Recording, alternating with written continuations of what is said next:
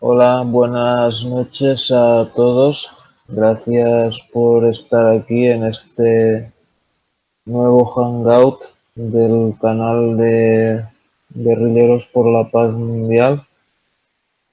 Y bueno, gracias por estar aquí.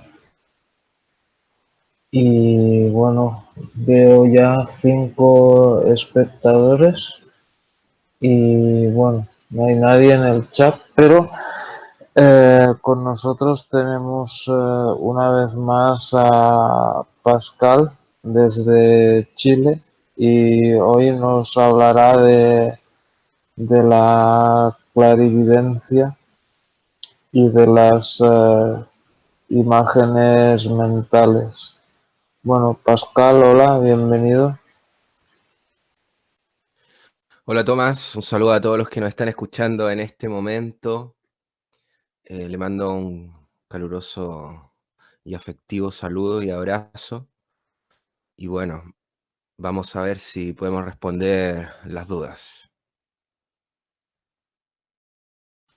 Muy bien, Pascal.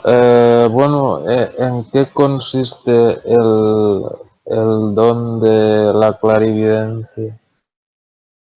Bueno, igual hablar de don, por ejemplo, utilizar esta palabra ya llega a ser controvertido en esta época.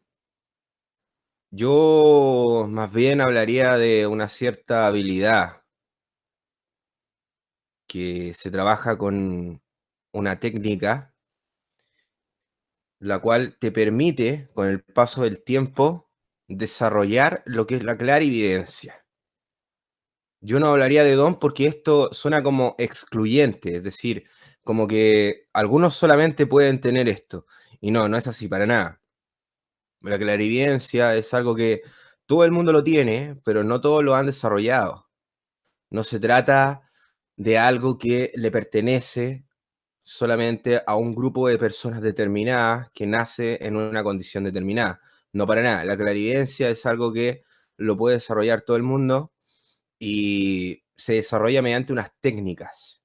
Ahora bien, la clarividencia en el fondo, y esto con mi experiencia, es solamente ver más, ver más. Si nosotros nos ponemos en la idea de que la conciencia hay que iluminarla y hay que ser más consciente y con esto tener más capacidad de percepción y de visión en la realidad, nos damos cuenta que la clarividencia es la idea de ampliar la visión y la percepción, es ver más.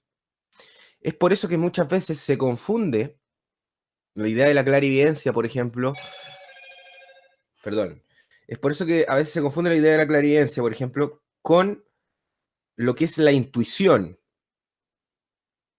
Porque una aguda intuición que tiene la capacidad, por ejemplo, de ver un lenguaje corporal con exactitud o ver el estado en que se encuentra la persona, sentir, tener una capacidad empática, por ejemplo, todo ese tipo de habilidad que puede llegar a desarrollar una persona con el paso del tiempo, que tiene también que ver con la intuición, a veces se relaciona a lo que es la clarividencia. Y claro que tiene relación, porque la intuición es el para la posterior clarividencia. Luego que tú trabajas tu intuición y esta intuición la llevas a un límite, experimentas con ella, haces técnicas que te permite trabajar con ella, luego esto se vuelve parte de, digamos, la estructura racional de la mente. Ya no empieza a ser intuición, sino que empieza a ser una técnica que tú ya manejas y controlas. Deja de ser intuición. Lo que pasa es que nosotros hemos perdido esa habilidad, esa capacidad de percepción. Entonces, por lo tanto, la clarividencia, perdón, consiste en ver más, ampliar los límites de la percepción y así poder ver más en nosotros mismos, en los demás, en nuestro entorno y, bueno, en el cosmos, porque la clarividencia, como ya ustedes deben saber, o la mayoría, también trabaja el contacto mediúmico, que es lo que yo hago.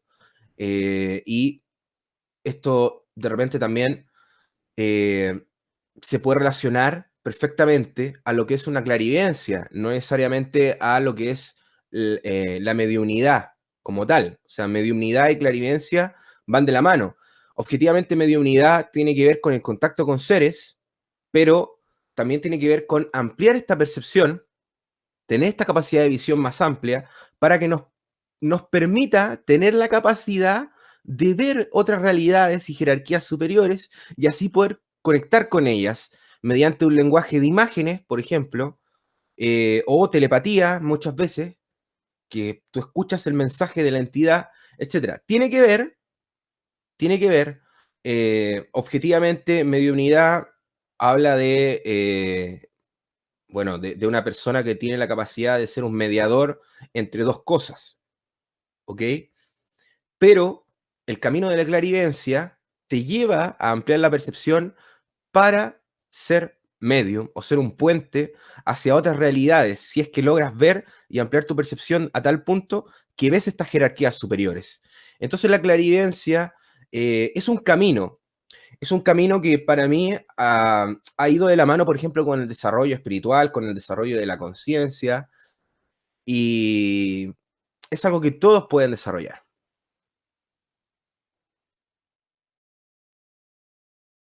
Entonces tú dices que para desarrollar esto habría que desarrollar potenciar la intuición. Entonces a mí me salen dos preguntas. ¿Cualquiera de nosotros puede hacer eso? Y si es así, o aunque no sea así, da igual, ¿qué deberíamos hacer para potenciar la intuición, como tú dices? Bueno, objetivamente, la intuición forma parte de nuestra percepción. Lo que pasa es que nuestra habilidad perceptiva es limitada. De hecho, si nosotros nos vamos a analizar lo que son las neuronas espejos son las responsables de que nosotros, por ejemplo, bostecemos cuando vemos a otras personas bostezar. O sea, hay una percepción que tiene nuestro cerebro que para nosotros no forma parte de una estructura consciente, va más allá de lo que nosotros podemos percibir conscientemente. ¿Ok? Entonces, por lo tanto, nosotros mismos reaccionamos frente a estímulos externos sin darnos cuenta que reaccionamos.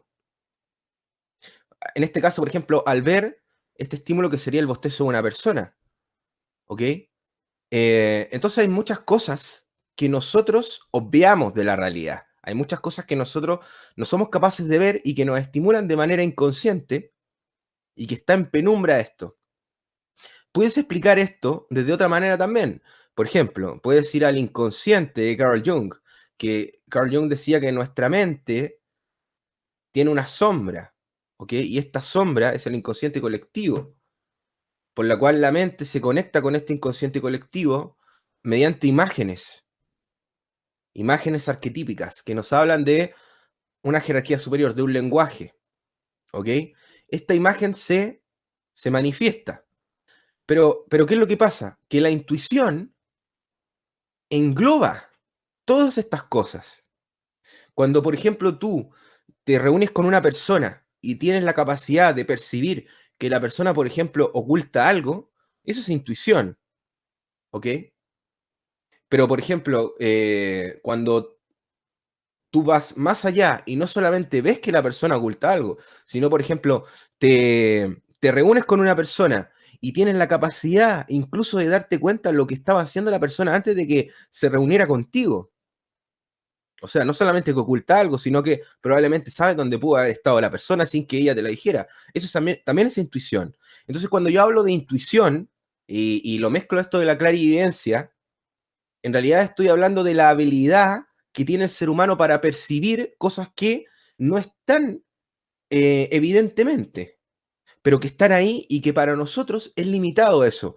Y mediante el desarrollo de la intuición, que no tiene que ver con el cerebro racional, que tiene que ver con otro tipo de lenguaje, con el desarrollo de la empatía, por ejemplo, con el desarrollo de un lenguaje de imágenes, por ejemplo, con el sonido, mediante ese desarrollo, nosotros tenemos la capacidad de llegar a percibir más, y uno de esos caminos es desarrollar la intuición. Ahora, es difícil desarrollar la intuición y ver cosas que se ocultan, que están en la sombra, en la penumbra, en el inconsciente muchas veces, de nosotros mismos, cuando vivimos en un mundo totalmente racionalista, materialista, capitalista, neoliberalista, lleno de ideologías, lleno de imágenes, donde somos bombardeados continuamente. Por lo tanto, es difícil llegar a conectar con nuestra propia intuición y con nuestro maestro interior posteriormente y llegar a desarrollar estabilidad. Pero todos pueden hacerlo, absolutamente todos. Va a depender de la habilidad, de la paciencia, la constancia y el orden que tenga cada uno de nosotros para llegar a hacerlo, porque requiere paciencia, no es tampoco algo de la noche a la mañana. Ahora cabe decir que los niños y los adolescentes tienen una facilidad para trabajar con imágenes mentales mucho más que las personas que ya hemos alcanzado una edad adulta y obviamente después una posterior vejez. Yo creo que eso tiene que ver con la estructura cerebral. Siempre se ha dicho que el niño, su creatividad y todo esto lo lleva a conectar con esta sensibilidad, por lo tanto. Entonces, todos pueden hacerlo. Va a depender solamente de la persona, la técnica a aplicar, el tiempo que invierta en eso. Ok, bueno, ya quiero saludar a toda la gente del chat. Ya somos 21 personas. Marcelo García, Franco Nioy, Nazca Alien Mommy. A ver, ¿quién más? Ricardo Macías, Oliver Núñez, Guillermo Alarcón, María José Osorio, Matilde Pettengill, bueno, todos. Perfecto, ya hay algunas preguntas de los espectadores. Vaquero Retirado pregunta: ¿qué tipos de imágenes mentales podrías distinguir? Es una muy buena pregunta y esto es algo que es muy importante para las personas que están aprendiendo a utilizar las imágenes mentales. Distinguir las imágenes mentales. Eliphas Levi, el que dibujó el Baphomet, este ocultista, nos hablaba de dos tipos de imágenes. De una imagen que era solamente para, digamos, la persona, el vulgo se podría decir, la persona materialista.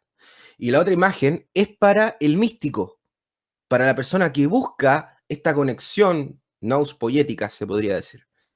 Entonces, esta conexión con lo divino, con lo trascendente, con lo arquetípico, es otra imagen diferente a la imagen materialista que tiene, digamos, la persona encerrada solamente en el mundo actual, se podría decir, no en el espacio-tiempo real.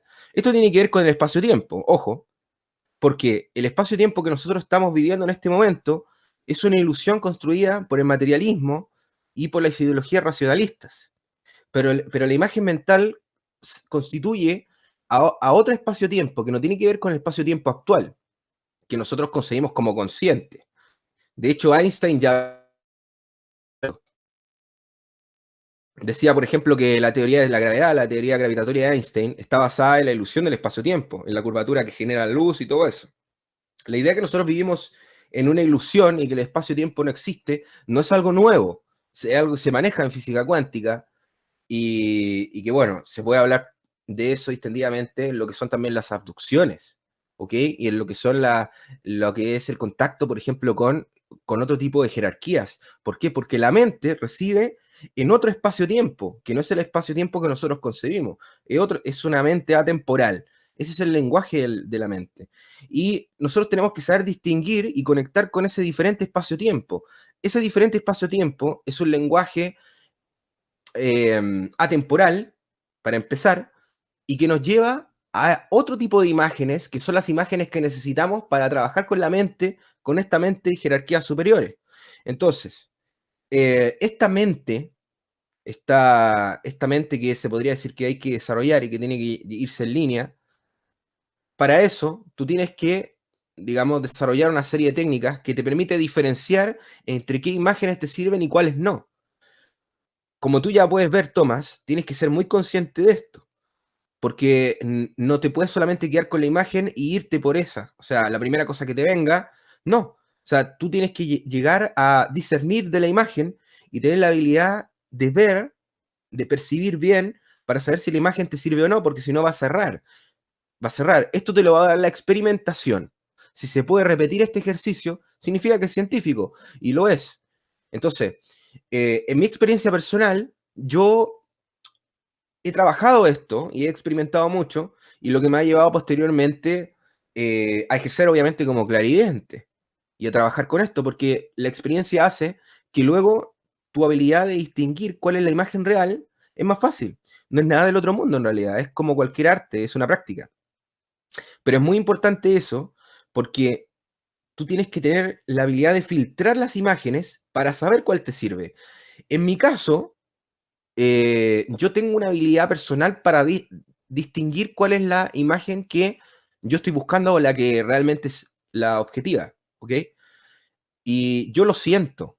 La imagen mental no solamente se transforma en una imagen visual, sino que es acompañada de un estímulo corporal. Por lo tanto, yo lo siento en mi corazón, ¿ok? Esto se refiere al plano astral y a la energía mental, porque el plano astral tiene que ver con el plano del corazón, ¿ok? Y es tan importante el plano astral porque Keter se refleja en Tiferet, cabalísticamente. Entonces Tiferet, que es el número 6, que corresponde al sol, y de hecho casi todos los mantras de vuelos astrales nacen por la repetición de palabras y visualización, y desde el corazón, tú sientes la imagen mental en el otro plano, en el plano astral. Y yo, digamos, como desarrollé con el tiempo ese también plano, pude llegar a fusionar esa percepción y en un momento me empecé a dar cuenta, así de fácil, cuál era la diferencia. Como digo, es una cosa de práctica. No hay que perderse tanto con los conceptos. En esto hay más que practicar, porque la mente es un arquitecto, es un creador. La simulación mental constituye la virtualidad de la mente y la creación divina. Por lo tanto, la experimentación, así como el gran arquitecto tiene que crear, solamente va a conllevar la práctica.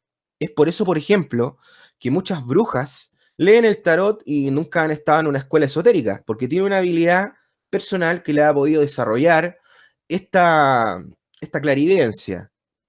Entonces, hay que trabajar hay que ser bien práctico, bien pragmático para trabajar con la clarividencia. No hay que ser tampoco tan ortodoxo, tan tradicionalista, como algunos piensan. Porque hay gente que dice que uno no tiene, por ejemplo, ni que cobrar en el caso de que trabajes de eso. Yo no pienso que es así, yo pienso que uno tiene que ser bien pragmático. Yo creo que es una habilidad como cualquier otra que una persona tiene.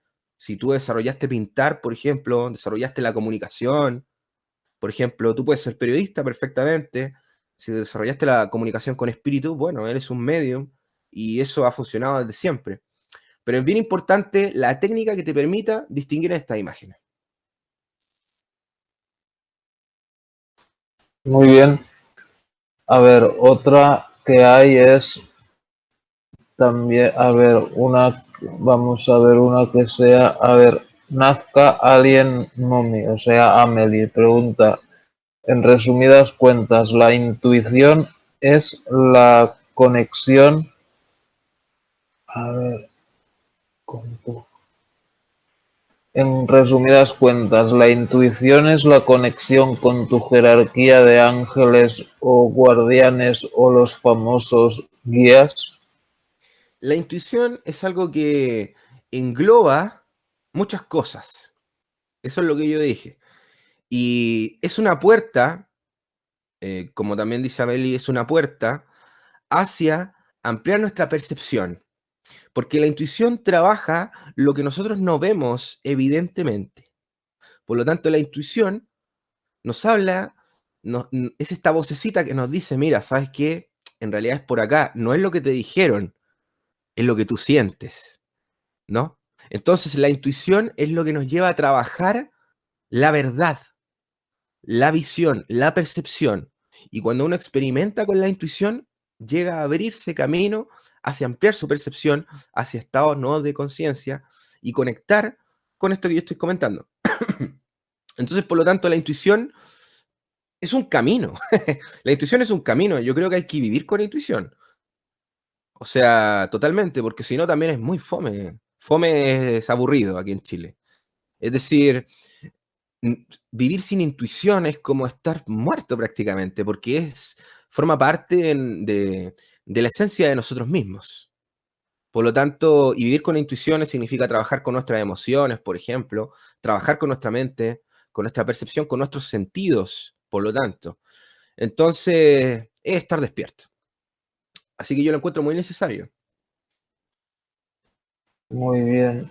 Vaquero Retirado pregunta cómo desarrollar la visión remota y en qué casos podría ser más eficaz.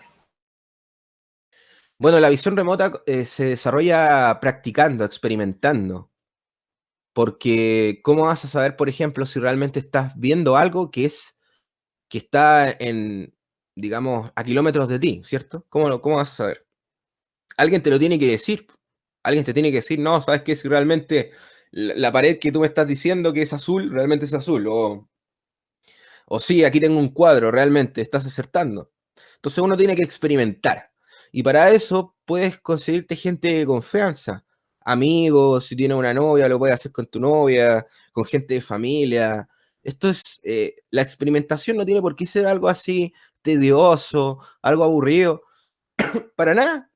Es igual que un arte. La práctica es súper entretenido.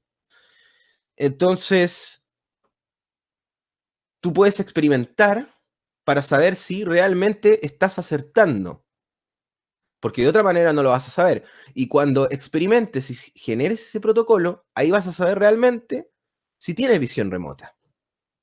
¿Ok? Obviamente, yo ya he mencionado muchas veces aquí las experiencias que yo he tenido, así que, bueno, prácticamente está de más, la gente que me conoce ya sabe. Pero los que no pueden ir a mi canal y pueden ver un video donde hablo acerca de la experiencia con visión remota con una persona que se había desaparecido. Y tiene que ver con eso. Ahora, por ejemplo, para indagar más en eso y profundizar en eso, la visión remota, para mí, es solamente imagen. ¿Ok? La visión remota, para mí, es solamente imagen. Y se puede presentar lugares, colores, cosas que están ahí. Y tú para indagar en esto tienes que profundizar. Es decir, te llega la imagen, por ejemplo, ves un bosque. Bueno, concéntrate en el bosque, ¿qué más ves? Concéntrate en los espacios-tiempo. ¿Qué está ocurriendo ahí en ese bosque? ¿Por qué estás ahí? Mira a tu alrededor, ¿qué sientes? ¿Qué está ocurriendo? Es como una especie de hipnosis, pero tú estás despierto. Juega con lo mismo, con la misma habilidad mental. Luego, bueno, ¿qué está ocurriendo ahí en ese bosque? Miras hacia los lados, se empiezan a formar otras imágenes, empiezas a caminar, puedes llegar hasta una aldea, por ejemplo. Y bueno, luego después de esa aldea, empieza a haber gente, miras hacia arriba, ves que hay un cielo, y empiezas a desarrollar todo un contexto donde la mente empieza, digamos, a percibir y a concretar, se podría decir, todo lo que tú estás, digamos, viviendo, experimentando. Y es algo real, porque las imágenes mentales son estímulos que pueden agitar nuestro corazón, que pueden agitar nuestro corazón. De hecho, aquí yo tengo un PDF de experimentos científicos que demuestran que las imágenes mentales se trabaja con ellas en sanatorios de cáncer, en bulimia, con anorexia, en trastornos de ansiedad, en adicción a drogas. La imagen mental es una técnica que se está utilizando en medicina para cambiarnos, para cambiar nuestra estructura, para cambiar nuestro organismo y reprogramarnos. Se utiliza también en la programación neurolingüística, es lo mismo. Lauren Sparks, por ejemplo, que es un psiquiatra, perdón, le puso hipnosis a una paciente para poder ganar una competencia de piano, ¿ok? Y esta paciente no tenía un piano en la casa, pero sin embargo, él le indujo la idea de tocar piano y las teclas en su mente, y esa paciente luego ganó la competencia, este psiquiatra, Lawrence Sparks. Esto lo recojo de un libro que se llama Simulaciones Mentales de Corrado Malanga, muy interesante. Entonces, la persona al imaginar el piano y que tocaba, iba como desarrollando esta habilidad cognitiva, iba reprogramando su mente. El poder de la imagen mental es importantísimo para nosotros mismos y para nuestro cuerpo. Entonces, volviendo a la pregunta, para no irse tan lejos, la imagen mental y la visión remota consiste en la experimentación en indagar, es decir, tú tienes que profundizar en la imagen. ¿Qué más ves en ese contexto, en ese plano? Porque de esa manera vas a poder estar más ahí en ese plano y percibir ese plano más, es decir, ver hacia los 4 puntos cardinales, porque si se te presenta, por ejemplo, una imagen de un bosque, solamente ves 4 árboles. Bueno, ¿y qué es lo que está detrás de ti? Si tú tienes la habilidad de darte vuelta y ver lo que está detrás de ti en ese momento, te aseguro que después se te hace mucho más fácil estar en otros lugares a distancia. Entonces, todo esto es experimentación, profundizar, indagar y, bueno, equivocarse. Uno también se equivoca cuando está empezando, ojo. Ok, a ver, otra pregunta que hay de María José Osorio pregunta, ¿los sueños premonitorios son una especie de clarividencia? En parte sí, porque estás viendo cosas que en lo evidente no aparece. Es decir, para empezar, hay que ser conscientes que muchas veces uno no recuerda lo que sueña. Y los sueños, para la mayoría, es difícil llevarlos, es decir, es difícil controlar los sueños, ¿no? Yo personalmente, con el tiempo, he podido desarrollar lo que es el sueño lúcido y todo eso. A pesar de que obviamente cuando era niño, uno lo hace por naturaleza, ¿cierto? De repente como que uno hace un viaje astral sin darse cuenta. Todos tenemos esta capacidad, pero después la vamos perdiendo. Y cuando la queremos volver a desarrollar, cuesta. Y hay diversas técnicas. Se escribe el libro acerca de eso, etcétera. Pero todo es práctica. Entonces, cuando tú, por ejemplo, realizas lo que es un viaje astral y ves otras partes o tienes un sueño premonitorio, por ejemplo, tienes una premonición sobre el futuro o en el sueño ves también otras partes que han sido del pasado, es muy similar a lo que es un estado hipnótico. Cuando tú tienes un estado hipnótico, puedes ver el pasado, pero también puedes ver el futuro perfectamente. Yo, por ejemplo, en el espejo negro, yo tengo visiones del pasado, pero también tengo visiones del futuro. Y en mi mente, en mi ojo clarividente también. Entonces ya hay una relación en lo que es las premoniciones y los sueños premonitorios. Cuando yo hablo de clarividencia, yo hablo de ver más allá de lo evidente. Y uno puede indagar en esto e ir más allá y más allá. Y ver mucho, ver luz, hasta quedar ciego, hasta quedar como Borges, ¿no? Entonces, en ese sentido, obviamente el sueño y la habilidad del sueño premonitorio es una capacidad de clarividencia. De hecho, no todos, por ejemplo, son clarividentes conscientemente. Tú puedes ser clarividente conscientemente, pero solamente trabajas eso. Sin embargo, hay quien no es clarividente conscientemente y trabaja con el sueño, es decir, es clarividente en el sueño. Gente que sueña cosas, pero no es clarividente conscientemente, ¿me entiendes o no? Entonces, y eso se da mucho. Hay mucha gente que sueña cosas, tiene sueños premonitorios. En el fondo es clarividente. Lo que pasa es que no lo ha dominado, no lo ha desarrollado. Pero obviamente tiene que ver con la capacidad de ver la luz astral que aparece en los sueños, la luz astral, la luz cabalística astral, que menciona también Eliphas Levi, porque Eliphas Levi, como dije antes, el ocultista que dibujó el Baphomet, tuvo unos sueños premonitorios, donde le aparecía una especie de demonio, donde le decía, va a morir tu padre, va a morir tu padre, y bueno, él decía, bueno, mi padre, pero si mi padre ya falleció, cuando yo era joven. Y bueno, lo que ocurrió fue que en realidad después matan como a un sacerdote en Francia, no recuerdo la ciudad, y él ve esto. 3 días antes había soñado con un demonio que le había dicho esto. Esto es una historia que aparece en la clave de los grandes misterios de Eliphas Levi, donde se le presenta a un ocultista, por ejemplo, buscando un grimorio para evocar un demonio tal. Y Eliphas Levi le dijo que ese grimorio era peligroso. Bueno, lo que pasó después es que en esa misma ciudad se encontró con el tipo que le había pedido el grimorio muerto en un evento que había ocurrido en las calles, y también con el sacerdote. El demonio también se había llevado al sacerdote. Y es una situación bastante dramática que se relata en en este libro de Eliphas Levi. A mí me interesó esto porque Eliphas Levi fueron los primeros ocultistas que empezó a hablar de esto. Aquel que dibujó el Baphomet. ¿Ok? Antes los ocultistas no hablaban mucho de los sueños premonitorios, porque no les interesaba mucho el espacio-tiempo. La realidad del espacio-tiempo en la época medieval era diferente a la ahora. Era una realidad que se presentaba como en los sueños. Por lo tanto, el tiempo no era algo de importancia. Se trabajaba de otra manera, se vivía, se encarnaba el tiempo.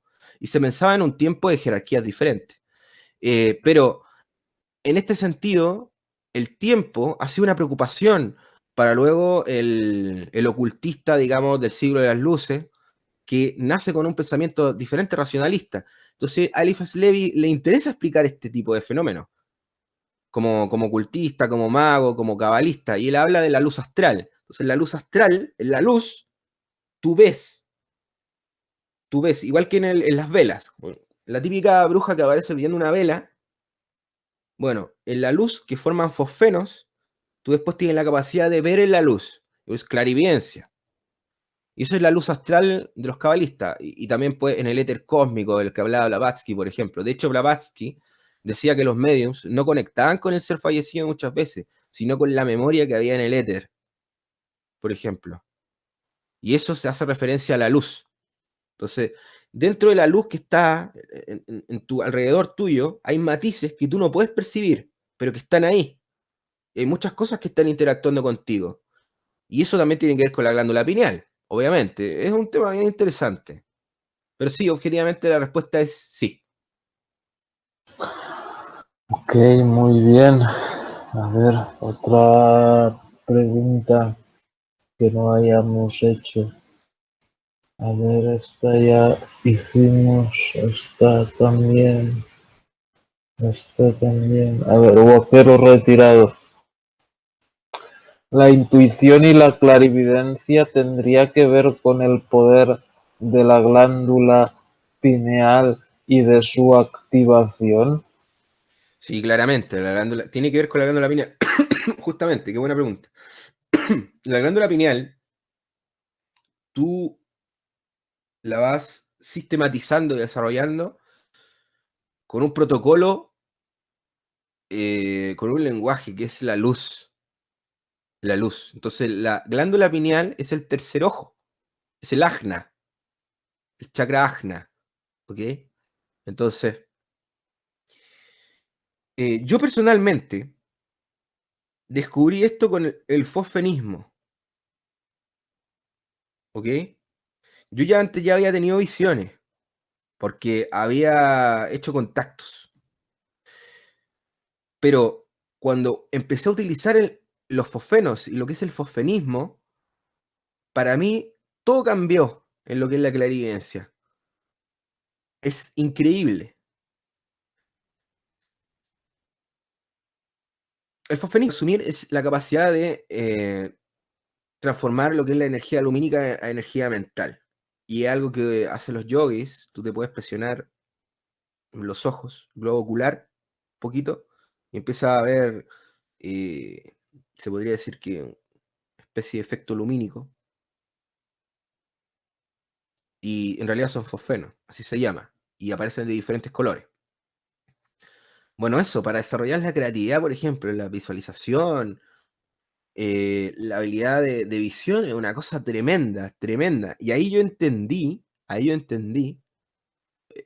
producto del estado el cual me proporcionaba días después que lo hacía, porque mi visión iba cambiando y mi percepción iba cambiando. Ahí yo entendí lo que era realmente ver. lo que era la clarividencia. Eso es muy, muy importante. Para mí fue un paso importante en lo que es el entender lo que es la luz y lo que hay en la luz y cómo ver en ella. Realmente saber que uno es luz y que la clarividencia te permite ver en esa luz. Ahora, ¿qué es lo que pasa? Que cuando tú entras a la página de fosfenismo, encuentras un material acerca de la glándula pineal tremendo. O sea, la glándula pineal, obviamente, trabaja con la luz. Para aquellos que, bueno, regula el sueño, los estados de vigilia y sueño. La mayoría debe saber eso. Si no, bueno, eso ya es material de ciencia oficial. Lo que no se dice es que al trabajar con la luz, al estimularla y al despertar esta glándula pineal, tú desarrollas tu clarividencia. Esto es lo que no se dice. Entonces, ¿cómo hacerlo? Bueno, tú tienes que mirar el fuego, o mirar la luz, o mirar el sol, como lo hacían los chamanes antiguamente, y luego que esa energía lumínica la tienes en tu mente, o en la retina, la proyectas y utilizas esa energía lumínica en una visualización mental que tú provocas, ¿ok? Y al mezclarla, tú generas una alquimia que tiene que ver con la luz primordial y la luz interna. Entonces hay una perfecta conexión en lo que es la luz del todo y tu capacidad de visualizar, de ver. Conectas tu mente con la luz. Es una técnica que te permite conectar tu mente con la luz, transformarla. Luego tú tienes que experimentar para llegar a desarrollar la técnica. Porque no solamente va en eso. Tú luego tienes que experimentar con gente para saber si tú estás teniendo cambio y si es eficaz realmente esto. Para saber si le estás dando, si estás acertando a tus visiones. Porque si no, difícil. Entonces es algo que te permite desarrollar el mentalismo, la proyección astral, verte a ti mismo en otros lugares, que te vean en otros lugares.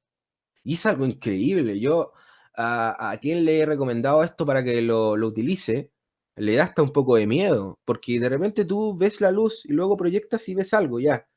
Pero después, como que empiezan a aparecer personas ahí. Y es lo mismo que ver una bola de cristal o ver un espejo negro. Es exactamente lo mismo. Empiezas a tener una experiencia en los 5 sentidos. Empiezas a sentir, empiezas a ver otros lugares, empiezas a ver seres.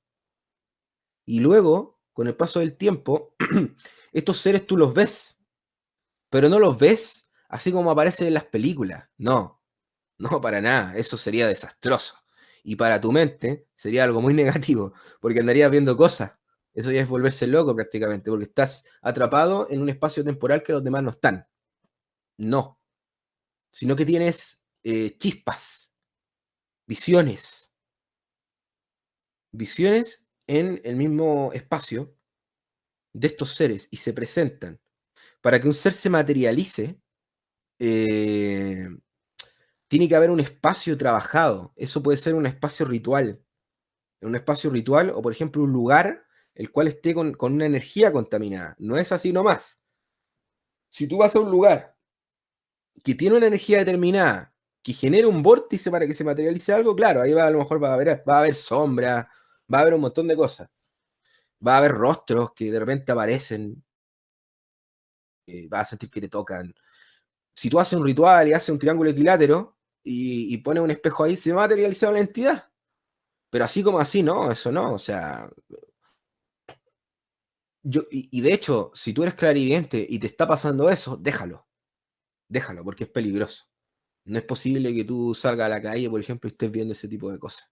Tú tienes que mantenerte en tu conciencia. Además que uno proyecta desde adentro también lo que, o sea, ¿qué es lo que tú estás viendo? Tienes que ver otras cosas, tienes que ver seres de luz en ese sentido, no puedes andar viendo ese tipo de cosas todos los días, ¿me entiendes, no? Entonces, todos esos tipos de dificultades tiene que desarrollar el clarividente para no dejarse apaciguar por el inframundo, porque en este mundo hay una lucha, para aquellos que podemos ver, hay una lucha.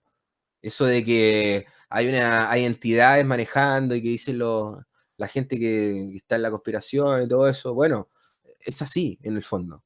En el fondo es así, porque hay diferentes jerarquías, como es arriba, es abajo, y, y bueno, el mundo está muy contaminado con mucha basura astral. Hay muchas cosas ahí afuera, entonces hay que mantenerse bien firme y tratar de ver cosas bonitas, no andar viendo ese tipo de cosas. O sea, eres como un imán para esos seres. Eso ya a una persona que... Eso le puede ocurrir al medium. Eso le puede ocurrir a un medium, pero justamente de lo que se tiene que alejar. Tiene que mantener eso bajo control. Ok, a ver, otra pregunta de Amelie es la glándula hipófisis y la pituitaria, ¿cómo se decalcifican y activan? Bueno, es una pregunta bien interesante, la verdad. Eh, yo sostengo que la meditación, por ejemplo, así como la vibración de ciertos sonidos, pueden activar no solamente nuestras glándulas, sino que todos los chakras. Ahora, cuando uno habla, por ejemplo, de activar glándulas, es solamente está hablando de su correcto funcionamiento. Lo que pasa es que nosotros vivimos en un espacio que nos intoxica. Entonces, nosotros hablamos mucho de activar la glándula pituitaria, por ejemplo, pineal, glándula hipófisis, que esto dentro, por ejemplo, hay un libro que es El Ser Uno, que habla acerca de esto, porque estos serían como chips de información o estas glándulas, no son solamente glándulas, o sea, no, no es una cosa que recibe solamente estímulo, sino que es más que eso, es como una especie de antena, diferentes antenas, tipos de antenas, que captan diferentes tipos de realidades. Y esto también se asocia a los elementos, y son puertas que están dentro de nuestro cerebro. Entonces, cuando nosotros habla de activar, es sino volver a ocuparlas como se debe. Ahora la hipófisis, por ejemplo, se relaciona a todo lo que es el espacio-tiempo. Volvemos a lo mismo. Luz, espacio-tiempo está relacionado. La curvatura de la luz de Einstein, lo mismo. Es decir, nosotros podemos vivir en una ilusión. O sea, el desarrollo de la hipófisis tiene que ver con la clarividencia también. Porque al usar correctamente nuestras glándulas, estamos conectados holísticamente con nosotros mismos. Y el estar en nuestro eje del espacio-tiempo tiene que ver con eso, tiene que ver con la triada, por ejemplo, con la triada divina, que hay una proyección arquetípicamente en Corrado Malanga, por ejemplo, en ánima, cuerpo, mente, espíritu, ¿no? Y estas, no habla de estas tres arquetipos, cuatro con el cuerpo, no habla también de las glándulas y de nuestra capacidad de espacio-tiempo, de percepción de espacio-tiempo, nuestra capacidad de percepción de la luz, todo está relacionado. Ahora, para activar, tú tienes que hacer una serie de meditaciones que vibren en tu cabeza, ¿ok? Tú tienes que hacer vibrar unas palabras que vayan directamente al centro, ¿ok? Eso es fundamental. Eso es fundamental porque eso es fundamental. Ahora, aparte de eso, la luz también es importante, obviamente. Tiene que ver. Pero yo, si tú, por ejemplo, quieres activar tu glándula pineal, pituitaria y la hipófisis, eh, mejorar tu estructura cerebral y todo eso, yo no diría que hay solamente una pura cosa. Efectivamente, los mantras son muy efectivos para este tipo de cosas. El fosfenismo, como dije antes, para pineal, este tipo de cosas es importante. Pero yo no diría solamente que hay una pura cosa. Yo diría que es un trabajo constante que tiene que ver también con el ser. Porque esto se retroalimenta. Se retroalimenta. De hecho, la hipófisis también tiene que ver con las emociones, por ejemplo. La glándula pineal tiene que ver con el estrés, por ejemplo. Todo esto se desarrolla nuestra capacidad de tomar decisiones en la realidad, en cómo nos relacionamos con nuestro entorno, en nuestra capacidad, en nuestros estados de conciencia, en general. Entonces, todo esto es muy importante que no se tenga que ver como algo pragmático. No es que una técnica para esto, una técnica para lo otro, no. Sino yo más bien iría por un camino de constancia, obviamente hacer yoga, hacer kundalini, todas esas cosas son básicas, hacer meditaciones, hacer tantra si es que se puede, hacer visualizaciones, desarrollar intrínsecamente la empatía, intensamente, la respiración, por ejemplo, cambiar nuestra alimentación. Todo eso te va a llevar a que tú te desarrolles conscientemente como un ser, no solamente una persona que quiere alcanzar el desarrollo de ciertas partes de su cuerpo. Eso para mí es lo fundamental, eso es lo que me gustaría poner énfasis en eso. Pero obviamente yo aconsejo el yoga, el mantra, la meditación, siempre. Ok, muy bien. Ahí, sanación cuántica, cromosomas humanos. Pregunta, ¿él se ha sentido que es abducido o está siendo abducido todavía? Me refiero a que de las 8 zonas de las glándulas de la cabeza que trabajan con el chakra 7. Bueno, el chakra 7, en realidad cuando habla de chakra, porque se dice que, a ver, ahora se está diciendo que hay muchos chakras, o sea, 21 chakras, 23 chakras, hay un montón de chakras porque hay más cuerpos. Entonces, cuando se está refiriendo, por ejemplo, a una persona si está abducida, cuando habla, por ejemplo, de las 8 zonas de las glándulas en la cabeza que trabajan con el séptimo chakra, yo no sé si está refiriendo, por ejemplo, a implantes que están en el cerebro, por ejemplo, ¿ok? O se está refiriendo a una interferencia que haya hecho un alienígena en algunas zonas cerebrales, ¿ok? Ahora, eh,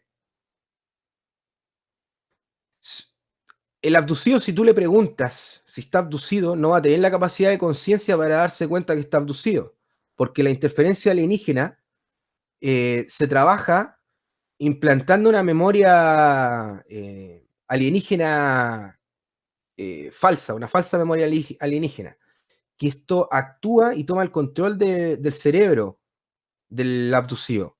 Por lo tanto, empieza a tener recuerdos que son del alienígena y mediante este casco virtual cerebral, que es un implante, se le manda información falsa a la persona. Esto se ha dicho, por ejemplo, que esto es mediante el ectoplasma, que es una especie de energía mental, ¿no? Se manda esta información como antena receptiva porque el cuerpo del alienígena, que a veces, muchas veces es un lux, toma posesión de la mente mediante la estructura cerebral, la implantación de una memoria alienígena falsa. Entonces, la toma del cerebro consiste en implantar una memoria alienígena falsa que luego esto, al interactuar con la realidad, se retroalimenta y empieza a personalizar al individuo, al alienígena, y empieza a aparecer lo que es una posesión.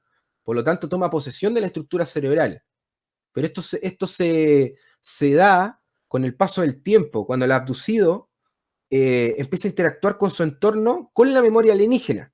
Si no se le brinda, por ejemplo, el apoyo pertinente, el abducido empieza a ser poseído por toda la memoria alienígena completamente en la estructura cerebral. La neurociencia te dice que la enfermedad y el problema aparece cuando tú solamente utilizas una parte del cerebro. ¿Ok? Entonces, una enfermedad, una patología que se puede relacionar muchas veces a los síntomas que tienen los abducidos, o algunos contactados incluso, va de la mano con con esta método que tienen los alienígenas para tomar posesión de la estructura cerebral y la posterior vida del abducido, y así luego su energía, que es lo que les interesa, ¿no? No sé si, por ejemplo, esta respuesta les sirve, pero esta es la teoría que yo conozco y sé de cómo funciona una abducción y la manipulación cerebral de una persona. Ahora también existen los implantes. No sé si también se está refiriendo a eso. En el caso de los chakras, obviamente se bloquean, porque en el cuerpo hay una correspondencia, como dije antes, como es arriba es abajo.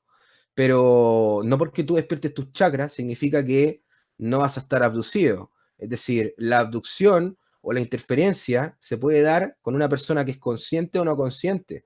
Muchas veces tú puedes ser consciente, pero bueno, de repente se te mete algo y pasan 3 días y te diste cuenta que se te había metido algo en la conciencia.